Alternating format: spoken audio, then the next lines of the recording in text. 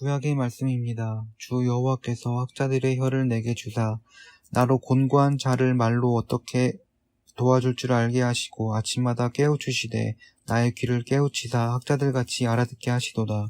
주 여호와께서 나의 귀를 여셨으므로 내가 거역하지도 아니하며 뒤로 물러가지도 아니하며 나를 때리는 자들에게 내 등을 맡기며 나의 수염을 뽑는 자들에게 나의 뺨을 맡기며 모욕과 침뱉음을 당하여도 내 얼굴을 가리지 아니하였느니라. 주 여호와께서 나를 도우심으로 내가 부끄러워하지 아니하고 내 얼굴을 부싯돌같이 굳게 하였으므로 내가 수치를 당하지 아니할 줄 아노라. 나를 의롭다 하시는 이가 가까이 계시니 나와 다툴 자가 누구냐? 나와 함께 설지어다. 나의 대적이 누구냐? 내게 가까이 나아올지어다. 보라, 주 여호와께서 나를 도우시리니 나를 정죄할 자 누구냐? 보라, 그들은 다 옷과 같이 헤어지며 좀이 그들을 먹으리라. 서신의 말씀입니다. 너희 안에 이 마음을 품으라. 곧 그리스도 예수의 마음이니 그는 근본 하나님의 본체시나 하나님과 동등됨을 취할 것으로 여기지 아니하시고 오히려 자기를 비워 종의 형체를 가지사 사람들과 같이 되셨고 사람의 모양으로 나타나사 자기를 낮추시고 죽기까지 복종하셨으니 곧 십자가에 죽으심이라. 이러므로 하나님이 그를 지극히 높여 모든 이름 위에 뛰어난 이름을 주사 하늘에 있는 자들과 땅에 있는 자들과 땅 아래에 있는 자들로 모든 무릎을 예수의 이름에 꿇게 하시고 모든 입으로 예수 그리스도를 주라 시인하여 하나님 아버지께 영광을 돌리게 하셨느니라. 복음의 말씀입니다. 무리가 다 일어나 예수를 빌라도에게 끌고 가서 고발하여 이르되 우리가 이 사람을 보매 우리 백성을 미혹하고 가이사에게 세금 바치는 것을 금하며 자칭 왕 그리스도라 하더이다 하니 빌라도가 예수께 물어 이르되 네가 유대인의 왕이냐? 대답하여 이르시되 네 말이 옳도다. 빌라도가 대제사장들과 무리에게 이르되 내가 보니 이 사람에게 죄가 없도다 하니 우리가 더욱 강하게 말하되 그가 온 유대에서 가르치고 갈릴리에서부터 시작하여 여기까지 와서 백성을 소동하게 하나이다. 빌라도가 듣고 그가 갈릴리 사람이냐 물어 헤롯의 관할에 속한 줄을 알고 헤롯에게 보내니 그때 헤롯이 예루살렘에 있더라. 헤롯이 예수를 보고 매우 기뻐하니 이는 그의 소문을 들었으므로 보고한 지가 오래였고 또한 무엇이나 이적 행하심을 볼까 바랐던 연고로라. 여러 말로 물으나 아무 말도 대답하지 아니하시고 대제사장들과 서기관들이 서서 힘써 고발하더라. 헤롯이 그 군인들과 함께 예수를 업신여기며 희롱하고 빛난 옷을 입혀 빌라도에게 도로 보내니 헤롯과 빌라도가 전에는 원수였으나 당일에 서로 친구가 되니라. 빌라도가 대제사장들과 관리들과 백성을 불러 모으고 이르되 너희가 이 사람이 백성을 미혹하는 자라 하여 내게 끌고 왔도다. 보라, 내가 너희 앞에서 신문하였으되 너희가 고발하는 일에 대하여 이 사람에게 죄를 찾지 못하였고 헤롯이 또한 그렇게 하여 그를 우리에게 도로 보내었도다. 보라, 그가 행한 일에는 죽을 일이 없느니라. 그러므로 때려서 놓겠노라. 무리가 일제히 소리질러 이르되 이 사람을 없이하고 바라바를 우리에게 놓아주소서 하니 이 바라바는 성중에서 일어난 빌란과 살인으로 말미암아 옥에 갇힌 자러라. 빌라도는 예수를 놓고자 하여 다시 그들에게 말하되 그들은 소리질러 이르되 그를 십자가에 못 박게 하소서 하는지라. 빌라도가 세 번째 말하되 이 사람이 무슨 악한 일을 하였느냐? 나는 그에게 죽을 죄를 찾지 못하나니 때려서 놓으리라 하니 그들이 큰 소리로 재촉하여 십자가에 못 박기를 구하니 그들의 소리가 이긴지라. 이에 빌라도가 그들이 구하는 대로 하기를 언도하고 그들이 요구하는 자 곧 밀란과 살인으로 말미암아 옥에 갇힌 자를 놓아주고 예수는 넘겨주어 그들의 뜻대로 하게 하니라. 그들이 예수를 끌고 갈 때 시몬이라는 구레네 사람이 시골에서 오는 것을 붙들어 그에게 십자가를 지어 예수를 따르게 하더라. 또 백성과 그를 위하여 가슴을 치며 슬피 우는 여자의 큰 무리가 따라오는지라. 예수께서 돌이켜 그들을 향하여 이르시되 예루살렘과 딸들아, 나를 위하여 울지 말고 너희와 너희 자녀를 위하여 울라. 보라, 날이 이르면 사람이 말하기를 잉태하지 못하는 이와 해산하지 못한 배와 먹이지 못한 젖이 복이 있다 하리라. 그때 사람이 산들을 대하여 우리에게 무너지라 하며 작은 산들을 대하여 우리를 덮으라 하리라. 푸른 나무에도 이같이 하거든 마른 나무에는 어떻게 되리요 하시니라. 또 다른 두 행악자도 사형을 받게 되어 예수와 함께 끌려가니라. 해골이라 하는 곳에 이르러 거기서 예수를 십자가에 못 박고 두 행악자도 그렇게 하니 하나는 우편에 하나는 좌편에 있더라. 이에 예수께서 이르시되 아버지 저들을 사하여 주옵소서 자기들이 하는 것을 알지 못함이니이다 하시더라. 그들이 그의 옷을 나눠 제비 뽑을새 백성은 서서 구경하는데 관리들은 비웃어 이르되 저가 남을 구원하였으니 만일 하나님이 택하신 자 그리스도이면 자신을 구원할지어다 하고 군인들도 희롱하면서 나와 신 포도주를 주며 이르되 네가 만일 유대인의 왕이면 네가 너를 구원하라 하더라. 그의 위에 있는 유대인의 왕이라 쓴 패가 있더라. 달린 행악자 중 하나는 비방하여 이르되 네가 그리스도가 아니냐 너와 우리를 구원하라 하되 하나는 그 사람을 꾸짖어 이르되 네가 동일한 정죄를 받고서도 하나님을 두려워하지 아니하느냐 우리는 우리가 행한 일에 상당히 보응을 받을 것이니 이에 당연하거니와 이 사람이 행한 것은 옳지 않은 것이 없느니라 하고 이르되 예수여 당신의 나라에 임하실 때에 나를 기억하소서 하니 예수께서 이르시되 내가 진실로 너희에게 이르노니 오늘 네가 나와 함께 낙원에 있으리라 하시니라. 때가 제6시쯤 되어 해가 빛을 잃고 온 땅에 어둠이 임하여 제9시까지 계속하며 성소의 휘장이 한가운데가 찢어지더라. 예수께서 큰 소리로 불러 이르시되 아버지 내 영혼을 아버지 손에 부탁하나이다 하고 이 말씀을 하신 후 숨지시니라.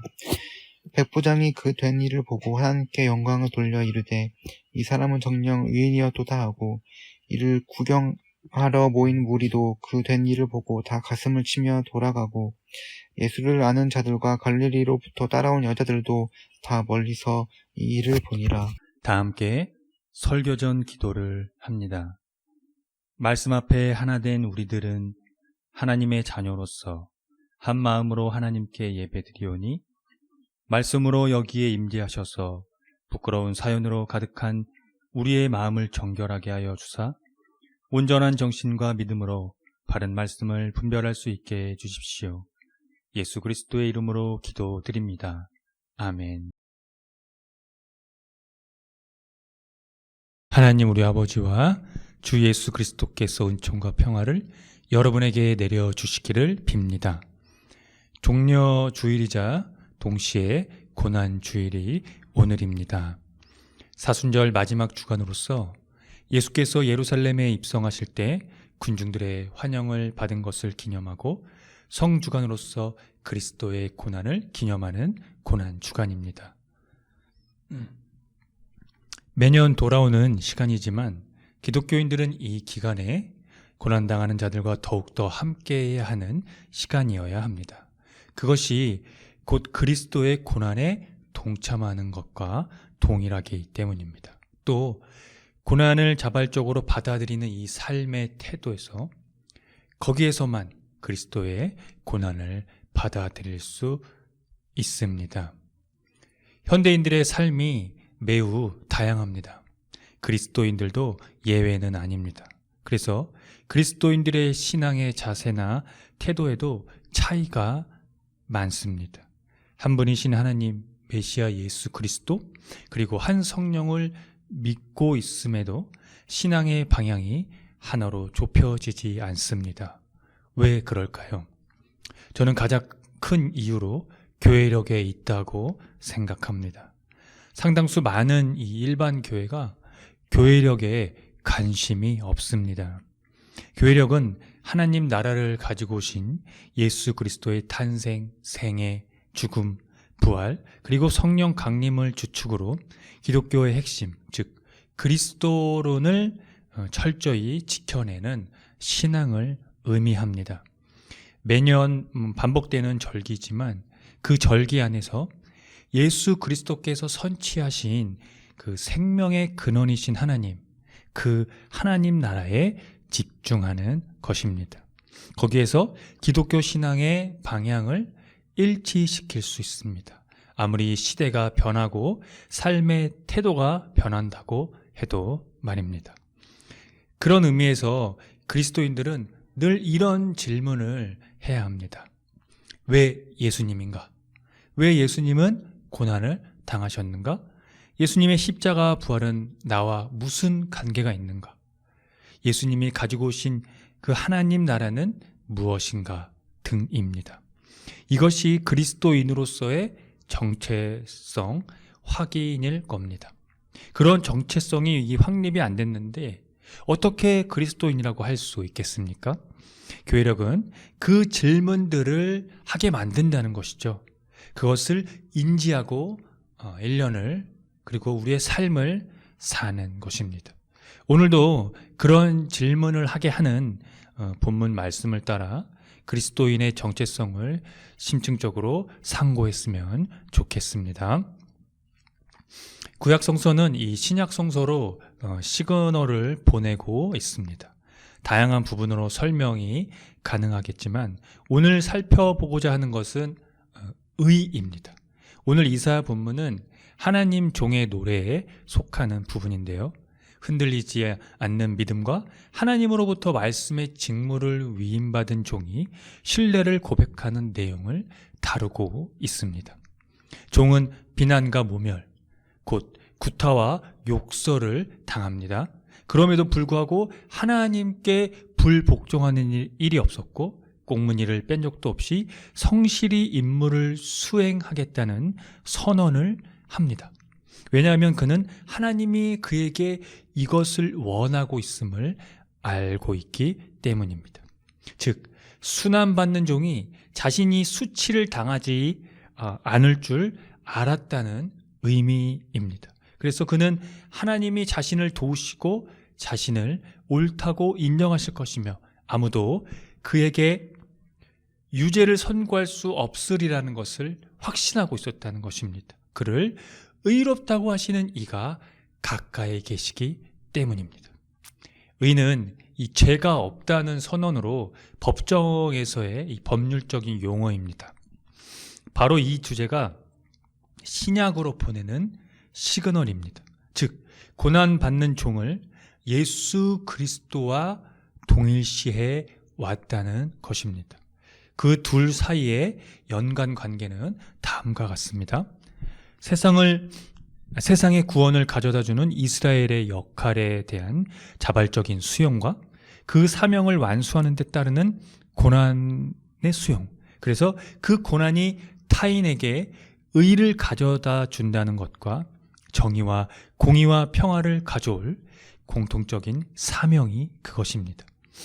궁극적으로 이 종의 대속적 고난이 왕과 선지자적인 이 존재 이상의 요소를 제공하며 하나님의 종으로 오신 그리스도의 사역을 제의적인 희생자 인물에 비유할 수 있게 해 주었다는 것이 이 신약 성서의 담론입니다. 오늘 누가복음은 이 사실을 예수님의 십자가의 처형의 책임을 맡고 있는 백부장의 입에서 기록에 남깁니다. 그의 고백이 이렇습니다. 백부장이 그 된 일을 보고 하나님께 영광을 돌려 이르되 이 사람은 정녕 의인이었도다. 대제사장들은 예수님의 이 십자가 처형을 원했고 그를 고발했습니다. 그런데 헤롯과 빌라도는 그 고발에 동의하지 않았습니다. 왜냐하면 예수님이 자칭 유대인의 왕의 선봉에 서는 그런 혁명을 이끌지 않았다는 점이 분명했기 때문이죠. 그 당시 헤롯과 빌라도는 대제사장 무리를 매우 싫어했습니다.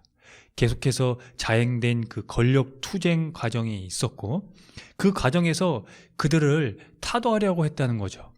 예수님의 이 붙잡힘과 십자가의 죽음은 결국 여러 이해관계와 명분이 격돌하는 지점에 있었다는 겁니다. 세상의 온갖 죄와 천박한 욕망과 권력 다툼이 공모하여 그분을 십자가에 올려놓게 된 것이지요. 결국 폭력적인 반역자의 죽음을 맞이하는 것, 그것이 바로 그리스도의 죽음의 절정이자 핵심입니다. 예수님은 그렇게 반역자나 강도, 범죄자에게나 어울리는 처형을 당했습니다. 그분은 결백하신데도 많은 사람의 죄를 담당하신 것입니다. 그리스도인들은 바로 이 사실에, 여기에 집중을 해야 합니다. 그것이 바로 의로운 자의 대속적 죽음을 의롭다고 하시는 하나님의 가까이 계심이 이루어졌기 때문입니다.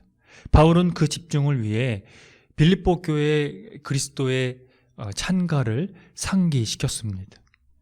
그것은 바로 그리스도 예수의 마음입니다. 예수는 하나님과 본질이 같으셨으나 동등한 존재가 되지 않으시고 자기를 비워 종의 모습을 취하시고 사람과 같이 되셨습니다. 자기를 낮추시고 십자가에 달려서 죽기까지 순종하셨습니다. 이 마음을 품으라는 거죠. 여러분, 이 마음을 품으십시오. 여기에서 그리스도와의 결속이 이루어지며 자기 부정 사건이 성취되고 통합과 일치, 그리고 용서와 용납이 가능하며 시기심과 경쟁심이 극복되어집니다. 하나님이 이 마음을 품은 자들에게 가까이 계시기 때문입니다. 함께 기도하겠습니다.